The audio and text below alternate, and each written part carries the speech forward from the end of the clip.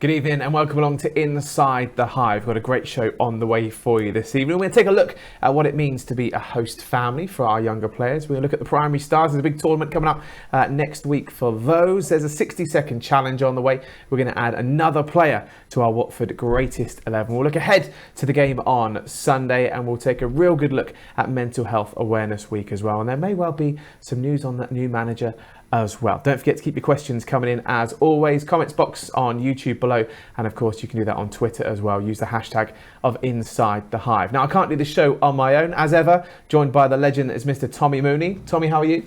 Very good, thank you. How's your week been? I've been a little bit under the weather. I'm not exactly match fit, but I'm here. I'm going to give it a go. Good. No golf then? No golf. I'm playing Friday with Robbo. Oh, well, good luck for Friday in that one. We're also joined in the studio tonight by another former Watford legend, and it's the one and only Mr. Marvin Sordell. Marvin, how are you?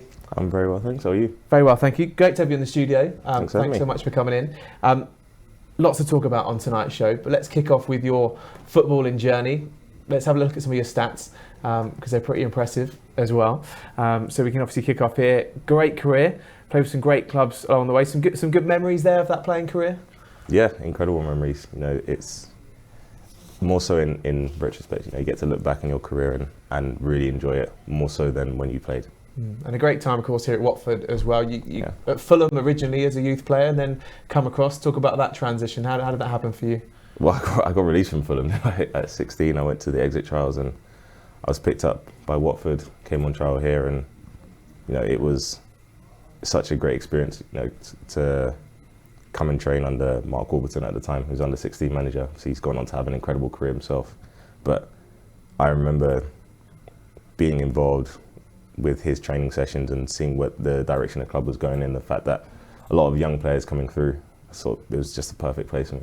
Tom, we've spoken about this before, haven't we? The importance of that youth structure to give those opportunities. And obviously when you get players like Marvin come through as well, that then go to have a great impact on the first team, it's incredible.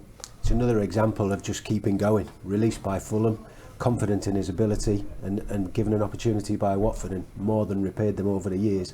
I think it's, you know, when you look at the amount of players that make a successful career out of it, that at some point they've been released by another club, it just makes you stronger and makes you want it more until you go too far, and then you think, can I do this anymore? That youth journey obviously was something you obviously very much enjoyed, and then breaking into the first team has been pretty special for you as well.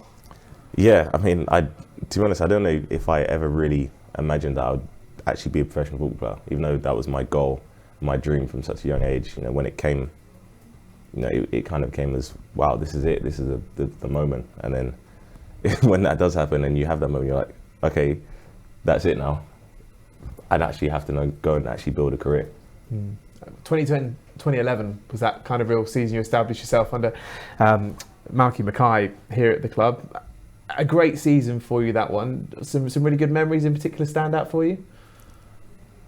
To be honest, the whole season was incredible. You know, I broke my wrist in the off season, and I came back, and obviously people remember me having that you know, shrapnel on my wrist for pretty much the whole season, and that could have really damaged the season, because it was in pre-season, and I potentially would have had to have a longer operation, which would have left me out for quite a long period of time. So I was very, very lucky that I was only out for a few days or maybe a week that I missed training and was able to go into pre-season. But the whole season was just, it was such a great ride. You know, we had such a close-knit group, and the football that we played was just so enjoyable to be a part of. And, you know, for me, I was just playing with so much freedom. You know, it genuinely just felt like playing with my mates. Well, your stats suggest that, though, with 1 in 3, better than 1 in 3, in fact. Yeah. And that tells you what it's, when you're scoring goals and you're playing every week, it's a lovely game to play, isn't it? It would have been nice to replicate that. Well, that's the hardest thing, you know, that is to keep repeating your successes. But I think we both know that from our time at this football club, it's the dressing room that makes things easier for you. And definitely. Yeah. When you're scoring goals like that, the dressing room's going to love a goal scorer, so that makes it always a little bit easier. Obviously, after your time at Watford, you had the chance to go to the Premier League. With Bolton. Was that a tough time for you in the sense of moving, where a club that had been a massive part of your life to then move to Bolton? Yeah, I mean, it was a big jump. You know, I was 20 years old, and you know, I'm from Harrow, so you know, I'm only from around the corner. All my friends and family are close by, And as I said, in having a change room of people that you're very close with, that you regard as friends, and going into a very, very different environment where the expectation is also very different, I did find very difficult.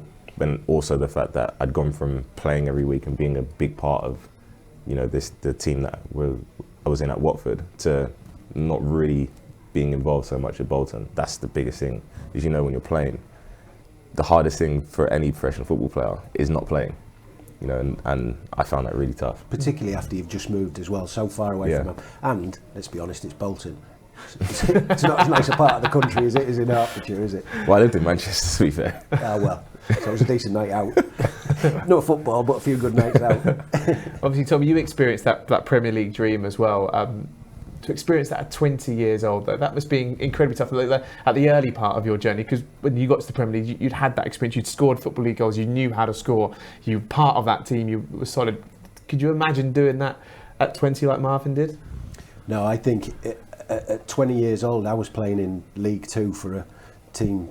Scarborough were in League Two then, and they had crowds of 1,500, 2,000 people, and I was just scoring goals because I knew I had to get out of there to climb the pyramid. So I think at 29 I played in the Premier League after promotions. So I think I felt I'd earned my time in the Premier League. I can only imagine how difficult it is when a club buys you to play in the Premier League. I had that option when I left here. I turned it down. I didn't want to go to Everton. I wanted to go to the Championship, where I knew I'd play every week. But at 20, you have to aim high. You don't know what's around the corner, and that's probably the issue that most players have.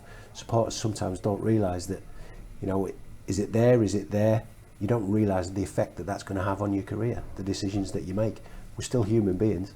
Yeah, massively. Yeah. Obviously, Marvin, we're back here at Vicarage Road tonight. Some good standout memories from this beautiful stadium? I mean, just there are loads. Scoring goals here, some great results that we've had, some great nights, even being ball boy, little things like that, where, as part of a very close-knit youth team group, and, I remember we used to just chuck, when it was back in the old multi-ball system, we used to chuck the balls on the pitch when we were winning to slow the game down. You're not supposed to admit that. I don't play football anymore, so it's fine. But memories like that, this club and this place is always going to have such a special, it's going to always be a special part of me. No, for sure. Obviously, you hung up your boots now. Yep. Life after football. We were just having a little chat before we come on air, the vast array of amazing things you're doing. But just give us a little bit of a snippet of what you're up to now. I mean, mostly what I'm up to is having conversations with people. I have a production company, a marketing agency, and I'm on the PFA Players Board, and I do a lot of public speaking and work around mental health as well. So, to be honest, I just kind of move from one thing to another on a daily basis. I wear a lot of hats, and it's great. It's amazing because no 2 days are the same. And I'm very much in control of everything that I do on a day-to-day basis.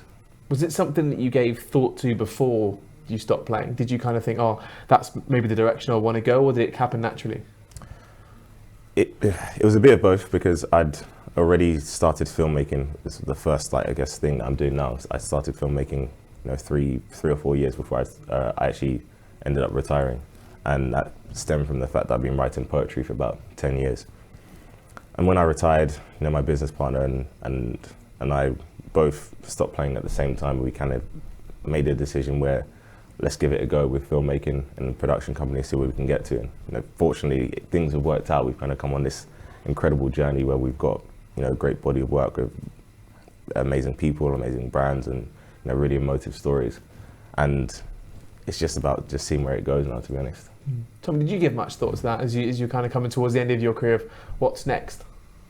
I think Marvin and I were very different. I played till I was 38, and then I made a lifestyle move to finish my career in Spain. It wasn't a career move. I was already 38 years old. But I'd done all of my coaching badges while I was at Birmingham, so 30, 31. So I was prepared for whatever came at the end of the season. And I think I've said before, I'm sure if I'd have stayed at Walsall, I'd have had a coaching role, if not a management role, at the football club. But I chose, for me, as a change, because I felt like I needed a change in my lifestyle, similar to Marvin. I thought it'd be a new experience. The children were young enough to go out there and school in Spain. So yeah, I'd planned all sorts of things, but you make a choice on any given day. And I chose to go out to Spain, which probably prevented me from being a coach or manager. Yeah, for sure. Marvin, of course, there's plenty of highs. There's obviously lows that come with football as well. And we're going to talk about that a little bit more later on the show, because I know you do some work with like mental health and stuff, which is incredibly important. So I'm really looking forward to hearing about that. But really appreciate having you on the show, and still lots to talk about on today's programme. Right, next up, let's talk about host families, because when you're a youth team player, you may move far from home, just like Marvin when in his career when he moved to Bolton. Sometimes different surroundings can be tough. They can be a bit different. So host families when you're a younger player are incredibly important. So here's the story of Jonathan McCauley. So a host family at Watford Football Club is a home that the boys live in. It can be 6 days, it can be 7 days, dependent on where the boy or the player is from. Host family provides a bed, a home, and the boy and the player slips straight into that family life, providing that home environment for them. I think a positive home life to a young player's development is absolutely vital. You know, they're coming in for the first time to full-time employment as a scholar. And there'll be lots of like little speed bumps along the way. So for them to have a positive home life and go home and feel comfortable and reassured, and they've got support there, I think that's absolutely vital. Joining a host family, and we like to make sure that it's a smooth transition. So we'll make sure that there's a matching process that takes place. So we'll send a host profile that they'll have created about their family to the player, and vice versa. They'll receive one from the player profile to them to make sure that they understand who the player is. I came just after New Year, and yeah, it was easy to settle in. Marie and Neil, they're very welcoming, and yeah. He's fitted straight in with our family. He's very laid back, mature for his age, so it's been great. Yeah, I feel very welcome. I feel part of the family. Their family is really lovely. They're very funny as well. We generally catch up once Jonathan gets home from either training or college, depending on whether we're working from home or whether we're in the office, and then we eat dinner together. And we generally spend some time together after dinner as well, just kind of chatting about our days and how it's been and general life. The benefits of players having a host family, I think, is absolutely massive. You know, they're coming out of their environment that they've been in for the last 16 years, and all of a sudden they're coming to something new.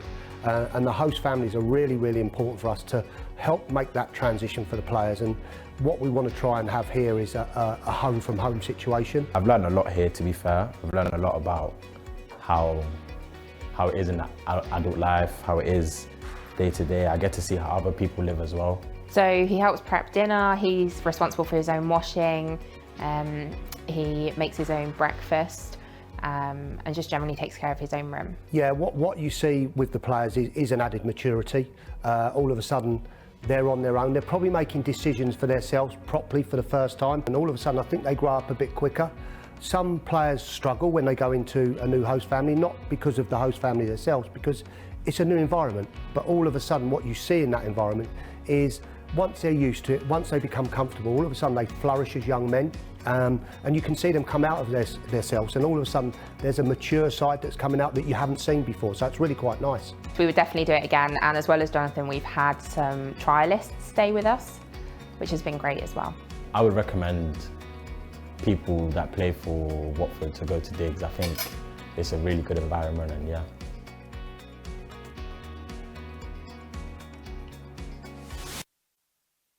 Well, great to hear Jonathan's story there. Tommy, let's start with you. Host family, incredibly important and really special for you in your early years. Yeah, hugely important. I mean, I moved from Middlesbrough, or just outside, to Birmingham when I was at Aston Villa, so it was a huge difference in everything for me. Huge cultural difference, travelling distance, obviously, and you know, your host family. It was Diggs then, but your host family are essentially your replacement parents. Obviously, there's some good host families and there's some bad host families. Over the years, it's become more difficult to get those poorer host families. So I think that the level now of host families is exceptional. You know, I had a little spell where the red setter at my digs used to live in the ensuite in the utility where the fridge was. We used to have to distract him into the garden and then run in and get stuff out of the fridge because he was like a guard dog as a red setter. So I've had experience of good and bad digs during my time, but nevertheless, you know, my parents were grateful that they became my step-parents, if you like, and looked after me for 4 weeks of every 6, really. How about for you, Marvin? Yeah, I mean, it was such you know, it's an important thing, you know, to take you out of your comfort zone of being at home. You know, fortunately for me, you know, as growing up, my mum taught me a lot of the things that, you know, you probably learn when you're in digs, like, you know, cooking for yourself and sorting out your own clothes and your own bags and stuff like that. Things that probably seem quite ridiculous as you get older, but, you know, it's not necessarily a normal thing for a lot of people. So that's, you know, the importance of digs for me was great. And, you know, for me, the drive on a Sunday from home to digs, I used to get to do when I was learning to drive. My mum used to let me drive the car back to digs, so that was great as well. Amazing. And we were just talking while that was we were watching that and saying that actually that link between your family and your host family is really important, and your parents kept in contact even post digs with those families. Yeah, it did. Having said that, my first digs when I was a YTS or a scholar, as it is now, my family stayed in touch with them.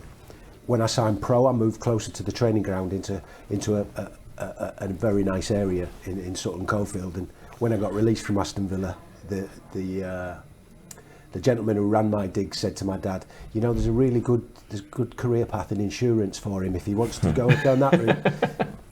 My dad slammed the door in his face and went, don't you worry about that, you'll see him again. Nice. Marvin, your family kept in contact as well? Yeah, I mean, throughout my career, my mum always had conversations with my digs family, and, you know, they just had conversations about what I was up to, what they were up to. They ended up moving back down south, and, you know, I spoke to them a couple of times as well. Unfortunately, they didn't get to any of my games, I don't think, throughout my career, but, you know, it's good for them to see, you know, the impact that they had on the rest of my journey.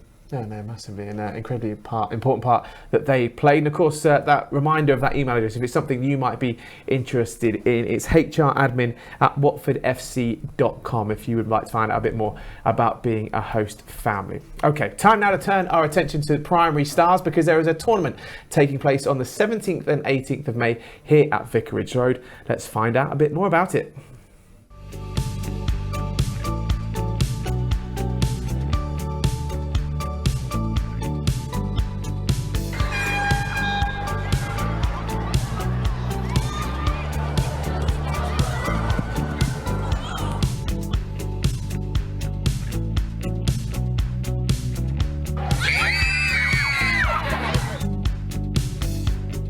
So over the last couple of days, we've hosted our 2 regional Premier League Primary Stars tournaments. We've hosted our mixed tournament and then also our girls tournament. We've welcomed over 500 young under 11 year 5 and 6 children to the tournament across the 2 days to fight to represent us at Vicarage Road in the National Premier League Primary Stars tournament. So this season we're really lucky to be hosting the National Premier League Primary Stars final. So we've done our regional final today. So we'll be inviting 19 other Premier League clubs regional winners down to fight to be crowned the overall winner. We're really excited to be hosting it this year. It's fantastic for the club and also the community at Watford to be able to host such a massive event and invite down players and clubs from all over the country. Something we're really excited, a lot of hard work will be put in to make sure it's good, but something that we really can't wait to welcome everyone to the Premier League Primary Stars National Final at Vicarage Road.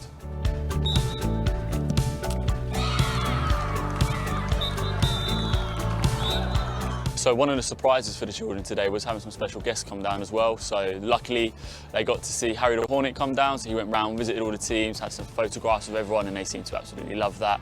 We're also really lucky to have 2 Watford FC women first team players come down in Helen and Addie, and again walking around, signing autographs, taking photos, really added to that experience, and players seem to really take to that today. It's really important today for us to, number one, give something back to the schools that we work with, but also we don't work with. It's something for the children. This is a day they'll never forget, something that I personally never had an opportunity to do when I was younger and would have loved to. And it's nice for us to, again, use our facilities, use the stuff that we have to give back to those schools, and I think they've really valued that today.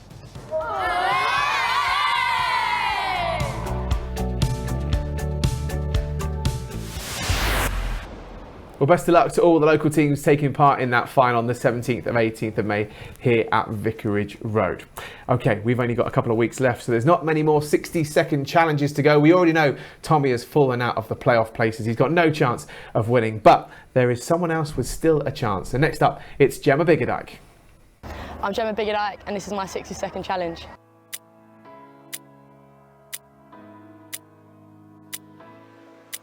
Tea or coffee? Tea. Favourite movie? Golden Girl. iPhone or Android? iPhone. Favourite sport other than football? Cricket. If you could change position, where would you play? Goalkeeper. Morning person or night owl? Night. Last minute winner or hat trick? Last minute winner. Penalty shootout in a final, would you go first or last? I wouldn't go, but last. Worst teammate to share a room with? Ruby.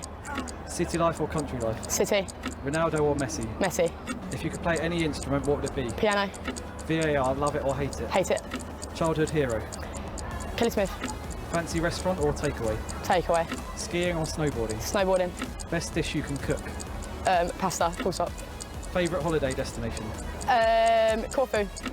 30-yard screamer or silky solo goal? Silky solo goal. Teammate with the worst dance moves? Ruby again, awful. Studs or blades? Studs. Worst thing about pre-season? Running. Coach or train to away games? Coach. Most famous person on your phone? Myself. Red sauce or brown sauce? Red.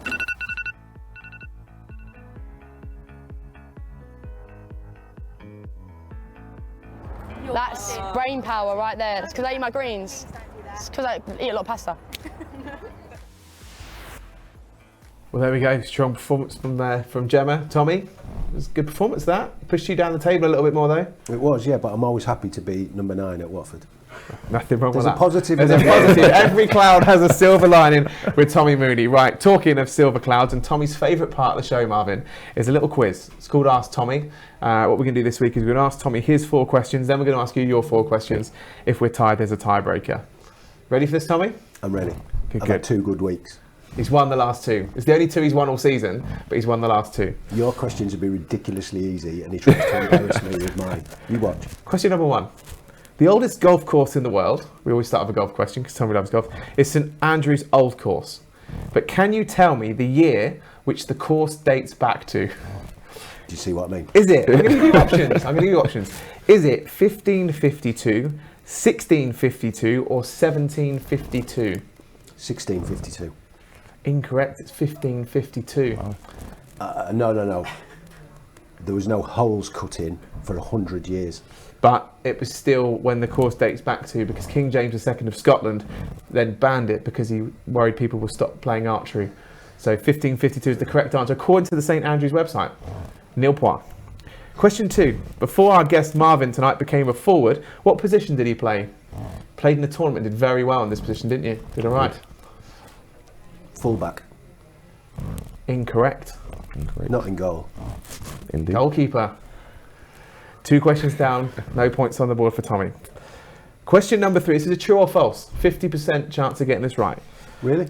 Yeah. Like yourself, Marvin has played in every league in the Football League from Premier League to League 2. True or false?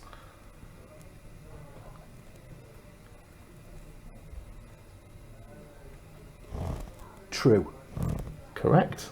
True. I wasn't Point sure on the if you board. played in League 2. Who did you play in League 2 for? Northampton, on loan. End of my career. Question number 4. Your final question, you got 1 point, so it's not going well this week. Marvin played for Team GB at the London 2012 Olympic Games. But can you tell me who the manager of the GB side was at the Olympics in 2012? It was Stuart Pearce and Brian Eastwick. Stuart Pearce is correct. Well done. You don't get an extra point for the assistant manager. Surely I should. I mean, No. I don't think so, right? Nah, just 2 points. He's like the most boring coach ever. Surely I should get an extra point for that. 2 points on the board. Marvin, it's your turn. Right, I'm ready. You made your Watford debut against which of Tommy's former clubs? Sheffield United. Correct. Point on the board. Burnley. You got the chance to work with Sean Dyche again, who were you here at Watford with. You made your Burnley debut as a substitute against Chelsea, but who did you come on for? Danny Ings or Ashley Barnes? Ooh. Danny Ings. Correct. 2 points on the board. 2010-2011 season, you went on a 6 goals and a 6-game run. You started and finished that run against which Welsh club? Cardiff. Correct. No, I never scored against Swansea. I mean, points. this is ridiculous. 3 points. You've obviously got the ump because I've won the last 2 weeks. No, that you even complimented me on question 2, didn't you? That was a solid question substitute. That wasn't an easy one. Final question for 4 out of 4. You made your England under-21 debut as a substitute 1st September 2011 against Azerbaijan.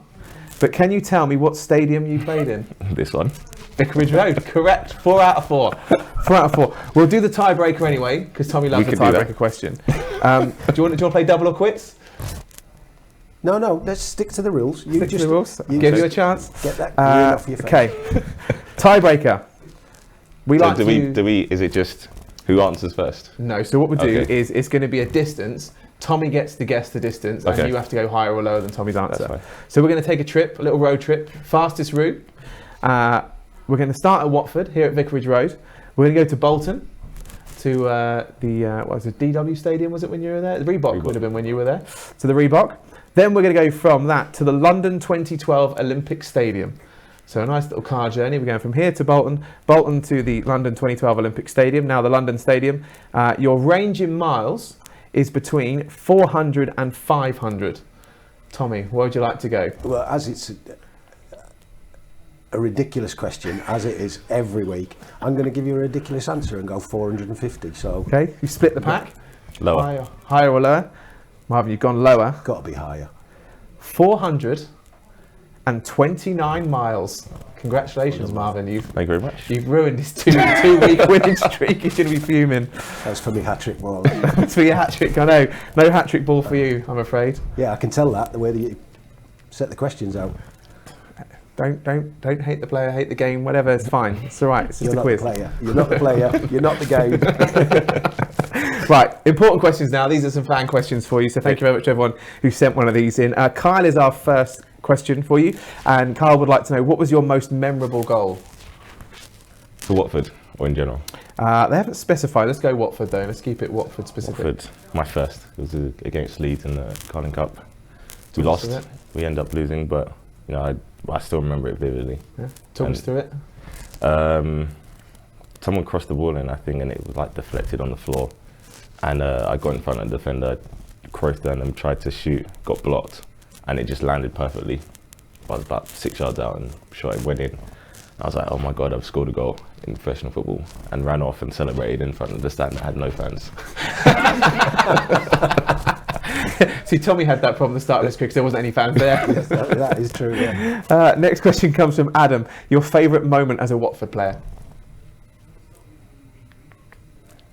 Favourite moment? I mean, it's probably my debut.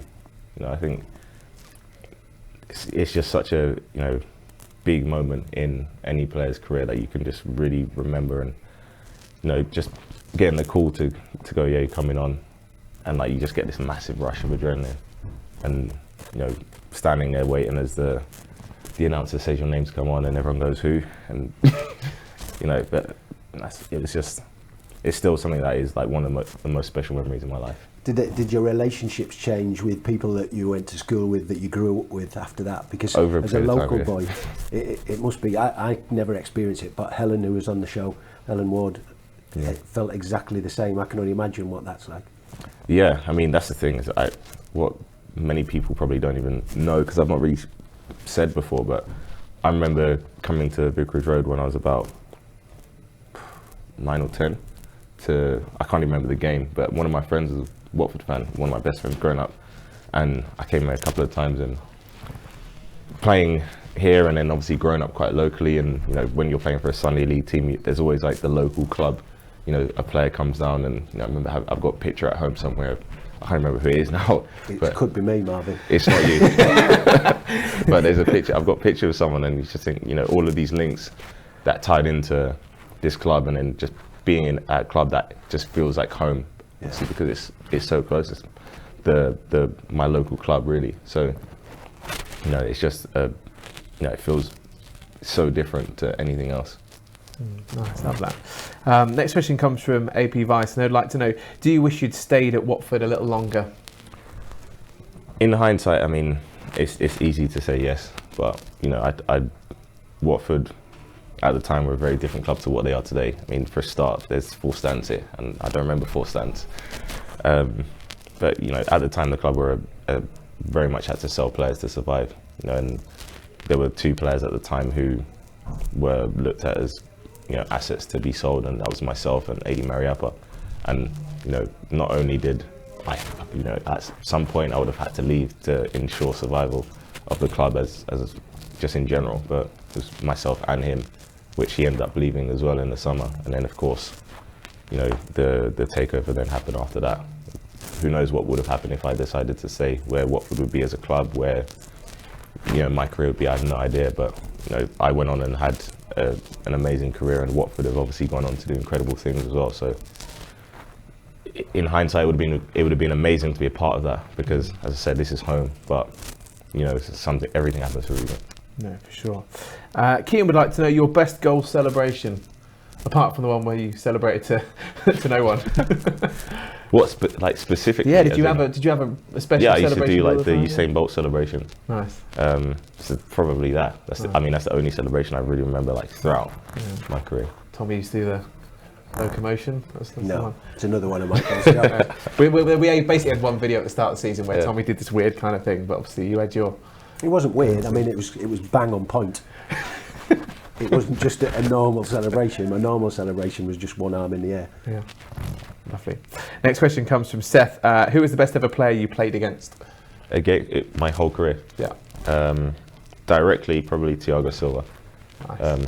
We played Brazil just before the Olympics in a friendly, and I came on and, you know, tried many different things and different methods to try and get past this player. And you know, I realised at that point, you know, there are very different levels to football, and I was not on that level. Yeah. You know, he's someone who's, you know, faster than me, stronger than me, understands the game better than me, and obviously then, as well as that, technically very good.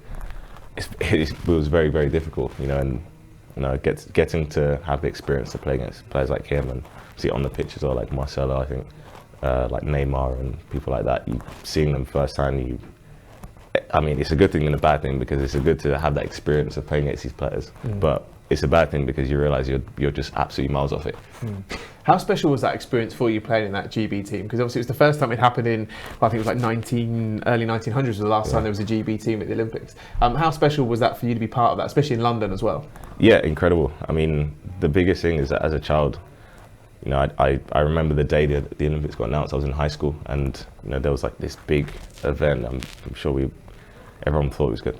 At that time, it was like going to be this spectacular thing coming to London, and I never imagined that even at that time I was going to be a professional football player, let alone compete in the Olympics. So it was very special, and then of course to play at Wembley was like that's probably the pinnacle of my career. Like, you know, walking out of Wembley, because as I said, growing up in Harrow and playing Sunday League football very locally, you know, I remember on Sundays going to Wembley Market, which was in the car park of the old Wembley, on Sunday with my mum, and looking up thinking I want to play there one day, and having that kind of full circle moment, coming back there and playing in such an incredible tournament. It's just like what dreams are made of. Yeah, really massive. We've spoken about this before, Tom, isn't it? When you got to play at Wembley as well, you know, special memories those. Yeah, I think I had a shot that landed in the car park of the old Wembley. No, the pinnacle of everybody's career, I'm sure. Well, for the vast majority, some people get to do it many times, but for me it was a one only thing, but it was a dream come true.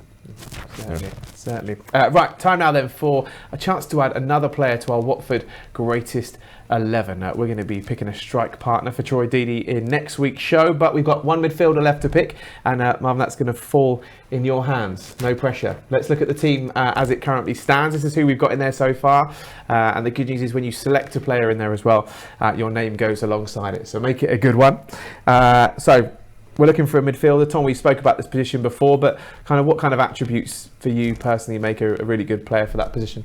I think you have to have the energy and enthusiasm to want to be in that engine room of the middle of the pitch, but also have the quality to be able to not just control the ball and pass the ball. It's about interceptions, tackles. It's the all-round game when you're playing in the middle of the pitch. I played it for a little spell. I felt like I needed my head on a stalk because I'm used to playing with my back to goal. you know, or at centre back, I can still see everything. In the centre of midfield, you have to have a head like an owl. You have to see everything that's going on around you, and that for me is one of the key things that's sometimes overlooked. You just think about making tackles or scoring goals and getting shots. It's not. You have to be all round when you're playing the middle of the pitch. How about for you, Marvin? Yeah, I mean, I completely agree. I mean, just having all of those attributes coming together and being the heart, the engine of the team, essentially. You know, everything comes through you, whether it's defensively or offensively. You know, you have to be the person that is just the glue and the foundation of any team. So having just a massive amalgamation of different attributes is so important. Yeah, massively. Let's talk through contenders first of all before we reveal who you picked. First of all, John Eustace. Yeah, top guy just in general. And you know, I played with him, and you know, he had so much more quality, I guess, than some people may have realised, because at times he definitely sacrificed himself for the team and did a lot of the ugly things to, you know, help other players in the team play. I mean, you see some of the goals that he scored. Like, this was ridiculous. I remember everyone going, "What on earth is going on? He's probably done his back here." You know, he was an incredible leader in the dressing room and a very good football player as well. Yeah, Tommy, some other great names in contention on this list as well. Richard Johnson, Micah Hyde, Kenny Jackett. All leaders, very similar to Eustace. You know, I only played against Eustace and obviously was coached by Kenny, but you see Richard Johnson's shooting ability from outside of the box is why everybody loved him. But from a player's point of view in the dressing room, it was what he did at the other end of the pitch. You know, making tackles that he'd run into a Range Rover if he thought it'd get you a point. And that's exactly what you want. It wasn't just, you know, hitting it into corners of the goal like Micah Hyde does here, who was perhaps a little bit more, or is that Jono, sorry. That was more like one of Micah's goals, but all types of goals from Richard and Micah. I was really lucky to play in the same team. We had so much success. And then when Micah gets in the box, you know, it wasn't as often as Jono would, but I'll claim an assist for this one. he was just trying to kill time there, Micah. I know he was. Very rare, but lovely celebrations. And you say they're both leaders, and they're both together were an unbelievable duo in the middle of the pitch, because you had everything that you need from a centre midfielder. And obviously Kenny, like I say, I only coached him, but I've seen the footage. I've spoken to players that played with him. I've seen how angry he was as a coach, so I can imagine what he was like as a leader on the pitch. And you know, to have the international caps and the accolades that he had for Watford, certainly up there. Yeah, it was great to have him on the show, wasn't it, a few weeks back now as well. Okay, some great contenders in there. The pressure now falls upon you, Marvin, to pick our final player for the midfield, to complete our midfield lineup. Who are you going for? I am going to go for a different name. Okay. To those. And I'm going to go for Tom Cleverley. Nice. And what is it about Tom that for you makes him stand out to go in there? I think particularly the first season when he was here, you know, we saw a player who, to be honest, he's the one that lifted us as a team. Initially when he came in, he set extremely high standards with the way that he played, with his energy. You know, for someone who came on, who was just on loan, to be the driving force for a team is quite unique. But you know, he was very young as well. You know, and he was still learning his game. And obviously, seeing when he's come back as well, the amount of quality he has, the goals that he scored, and just being that energy, having all of those different attributes, as we said. Yeah, I think he ticks every box for everything that we've discussed as a central midfielder. You know, I seen him. I used to do the commentary when he came here on loan originally after I'd retired, and seen him and thought this guy's going to have some career if he just gets his head down and works as hard as he did then when he was on the initial loan, and he did. I worked with him at Aston Villa, so I know his character. And then I've seen him over the last 2 years. I've watched every game. You know, when he's been in the team, there's more of a drive to the middle of the pitch. You know, the supporters sometimes just think he's all energy and he'll try and get forward as much as he can, and he'll do this and he'll run there but he leads by example on the field and off the field. And for me, that's why, you know, I'd put him in the league with Micah and Jono. Well, there we go. Your selection is complete. Let's put it into the table. Let's see what it looks like right now. We've just got one place left to go. There we go. Tom Cleverley, selected by Marvin Sordell. It's been immortalised now. And we'll pick that striking partner for Troy Deeney on next week's show. Time now then to look forward to the weekend. Leicester City up next. Of course, there's one particular standout moment in the past of our games against Leicester. Knockout takes, Almunia saves, knockout follows in, Almunia saves again! Absolutely astonishing. Now here come Watford. Forestieri. Here's Hogg! Deeney! Do not scratch your eyes. You are really seeing the most extraordinary finish here. It almost mirrors the final day. With the very last kick of this playoff semi-final, Troy Deeney wins it for Watford and sends them to Wembley. Well, we talked about Troy Deeney being an influence in this game, and that is exactly what he has been. But to me, not justice has been done in terms of the penalty. I didn't feel it was a penalty, so Knockout not scoring, I felt was right. But you talk about a team that just doesn't give up, that keeps going, that keeps believing. Almunia, the hero at one end, and within 10 seconds, how quickly do Watford come straight down the other? And talk about being positive, about believing in yourselves. They just keep going, they keep the ball alive. And Troy Deeney has covered an awful lot of ground. Jonathan Hogg does quite brilliantly here to knock this back. Composure, you betcha. What a finish this is. And well, it looks like Watford are going to Wembley.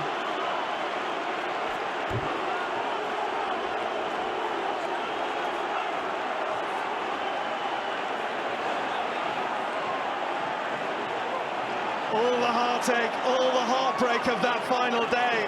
It all comes spilling out. Gianfranco Zola slips over as he celebrates.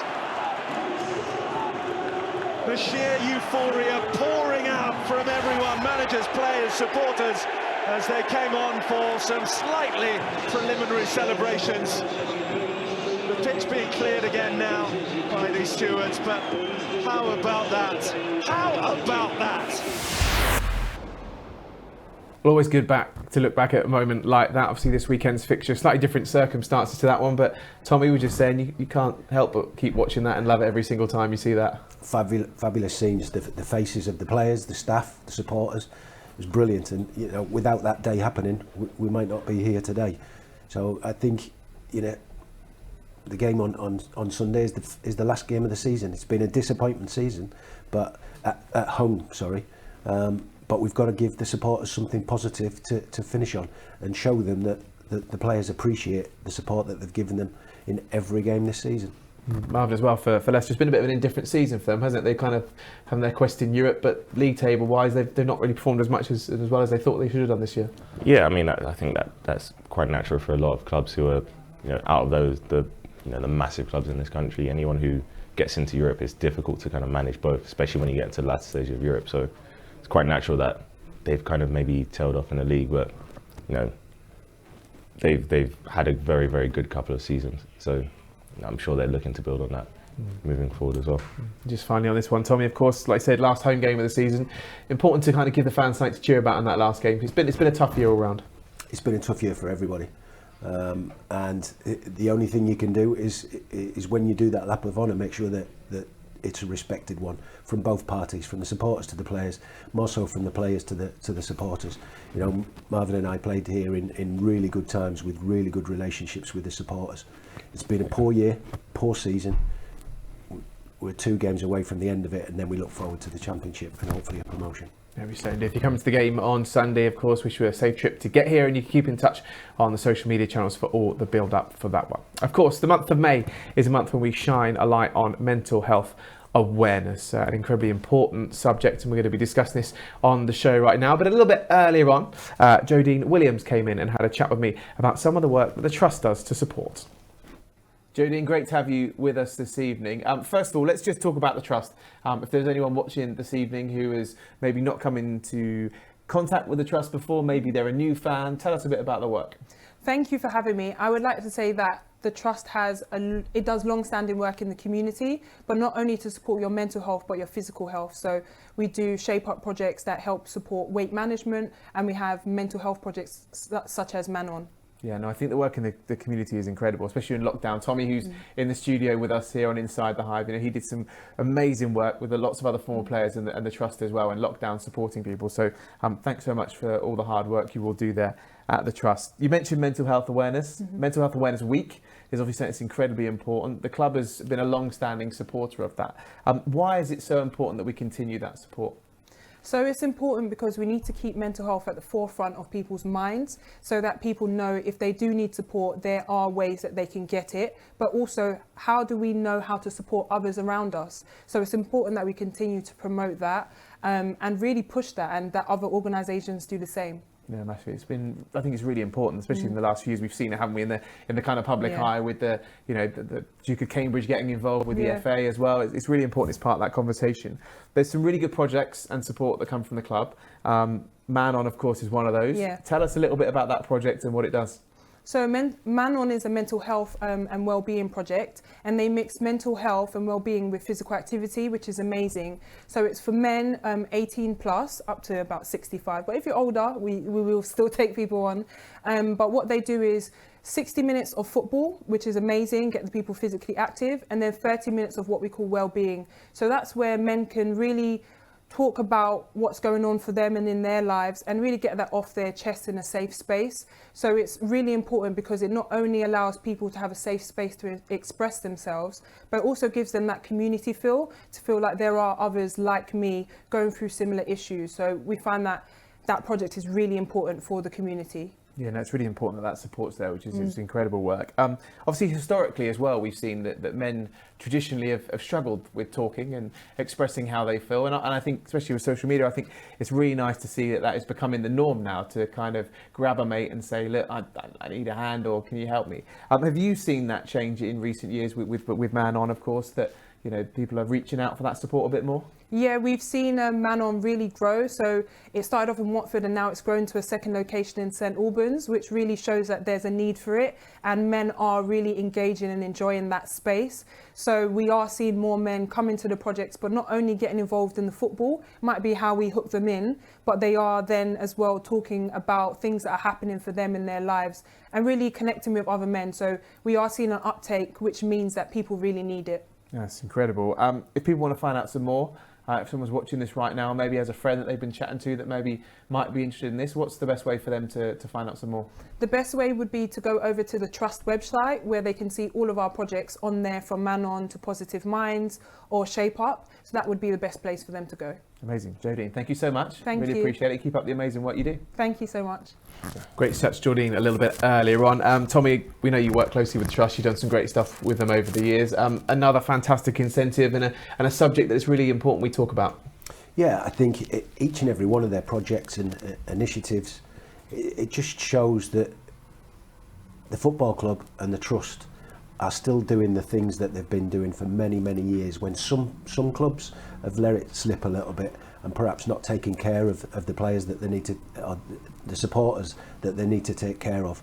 And certainly that can't be thrown at Watford, because, like you say, with everything they've done from through lockdown, since lockdown, before lockdown, it's admirable.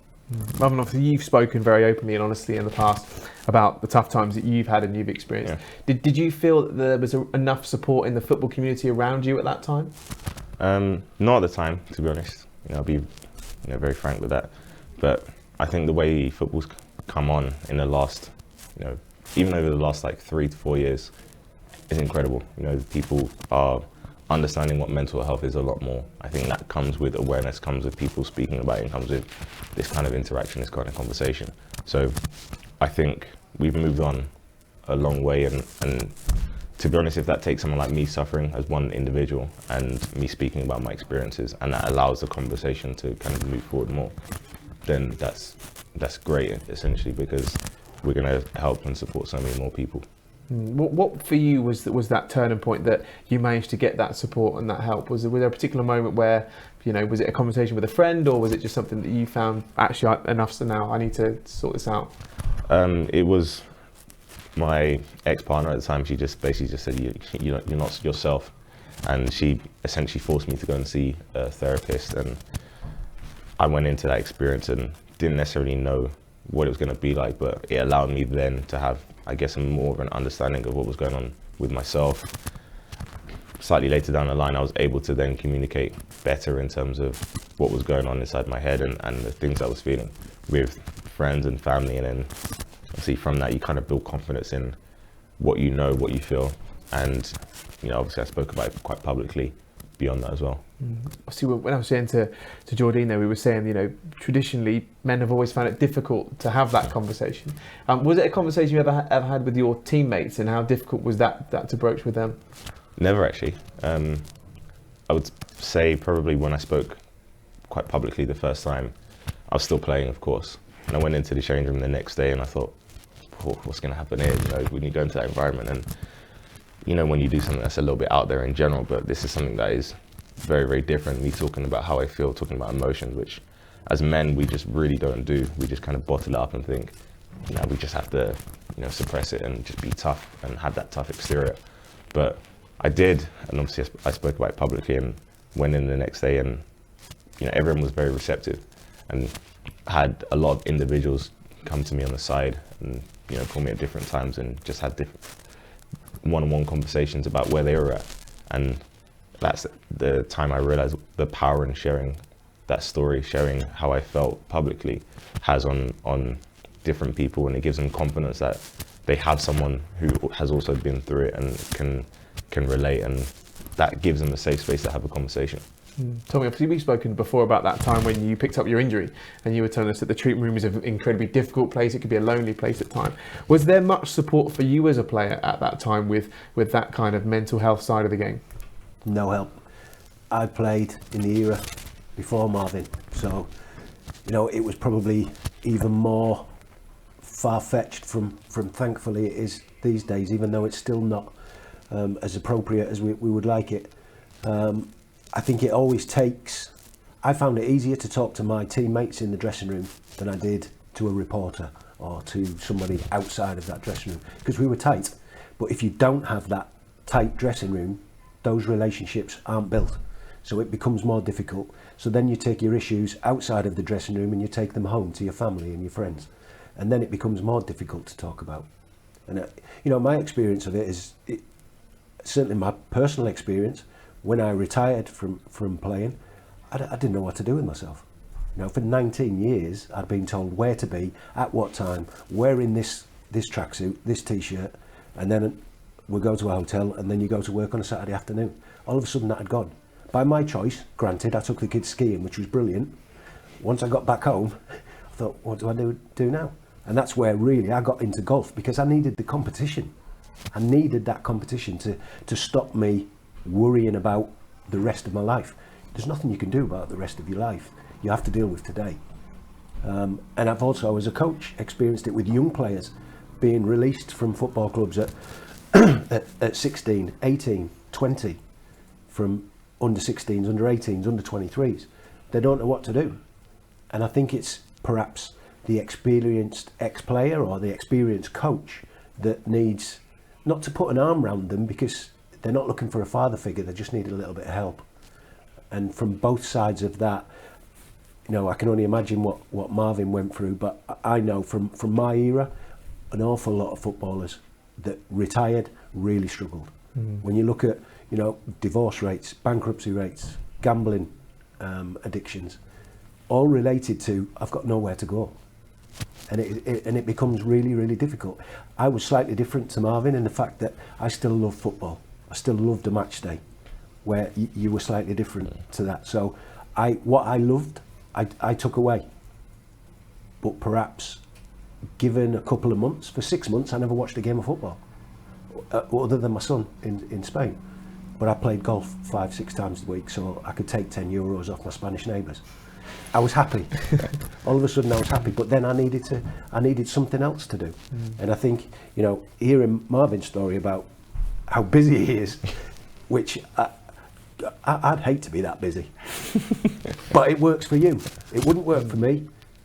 So it's all about individuals and how you get to that point. Sometimes you just need to open your mouth and talk to somebody. And I guess it's precious as well, isn't it? Especially on a modern day footballer with the social media, and you know, you can't just leave the football pitch and that's the game done. You know, the social media content rolls and rolls and rolls, and if you have a bad game, you can't just put it to bed back into training Monday. It kind of keeps coming and keeps coming. Did you kind of feel those pressures, and obviously, did that kind of help? Not help, it's not the right word at all, but did it kind of build towards the reason of why you stopped playing when you did? Yeah, I mean, it had a massive impact for sure.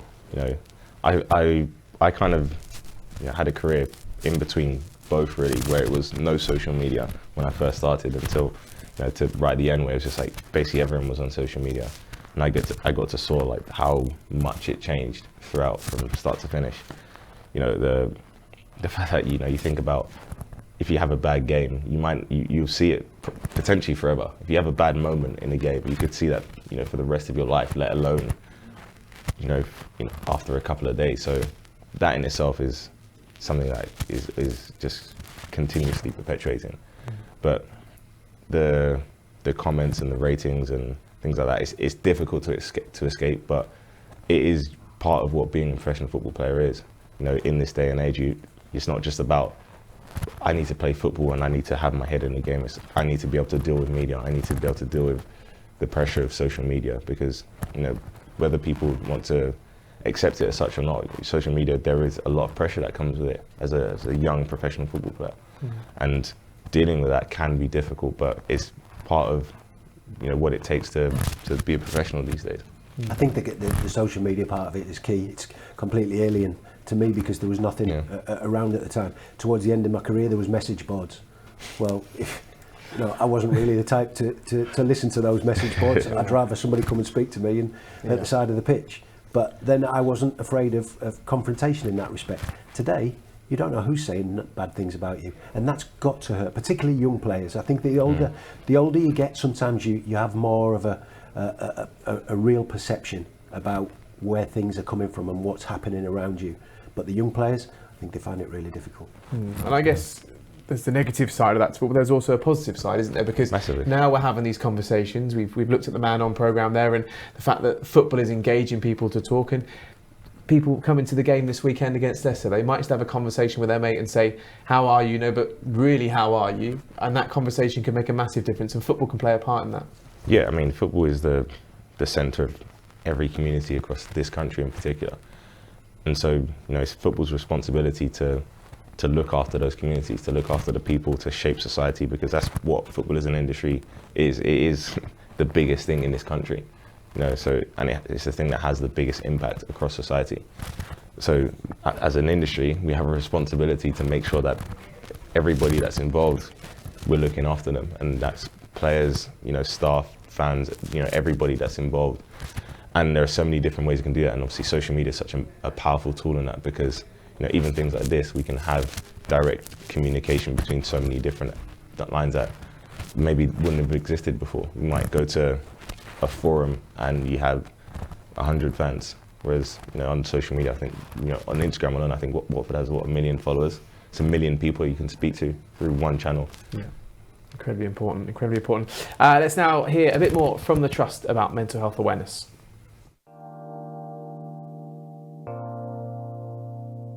This week is Mental Health Awareness Week, and this year's theme is loneliness.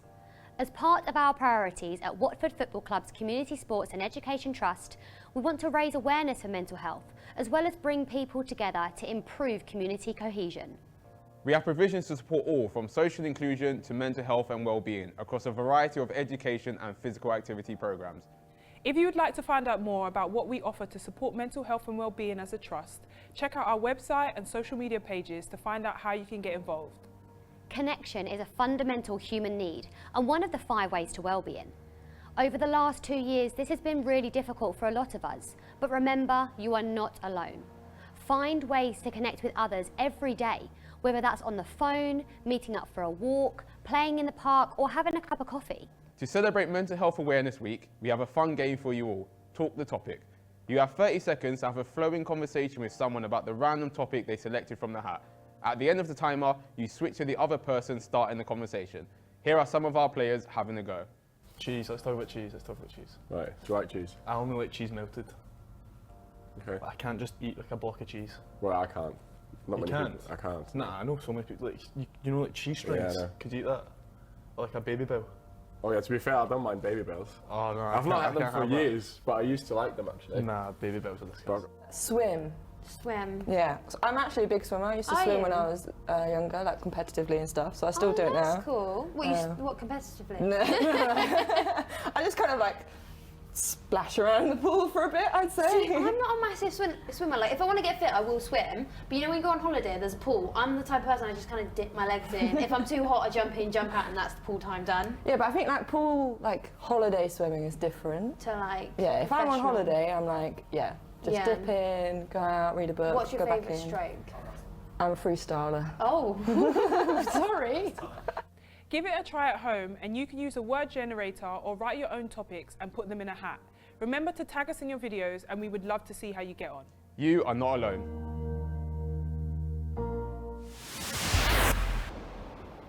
Well, a great incentive there from the Trust. So Mental Health Awareness Week, 9th to the 15th of May. Now, if we can help you or someone you know, please do get in contact. You can see Jordine's email there, jordine.williams@watfordfc.com. It's great to have Jordine on the show a little bit earlier on, and do reach out if you need any help and support. Okay, news yesterday then from the club, the announcement of a new head coach for this new season. It's Rob Edwards. It's going to be effective at the conclusion of the 2021-2022 season. Of course, he's won the League 2 with Forest Green. Tommy, you've come across Rob before with your time at Villa. Yeah, when Rob was doing his coaching badges, he came into Villa and worked with us when I was working with the strikers and the under-18 team. So, yeah, I've known Rob a long time. Very intelligent coach. Looks over everything, very intricate plans, and like I say, loves to coach, loves to play football the right way, and had a fabulous first season in League 2, winning the league with Forest Green Rovers. Yeah, massively. Obviously, fresh start for next season, beginning life in the Championship. We all would have loved to have been in the Premier League next year, but you know, at the end of the day, you've got to wipe the slate clean, and a fresh start and a nice young British manager. Yeah, I mean, I think the biggest thing is just accepting where we are at the moment.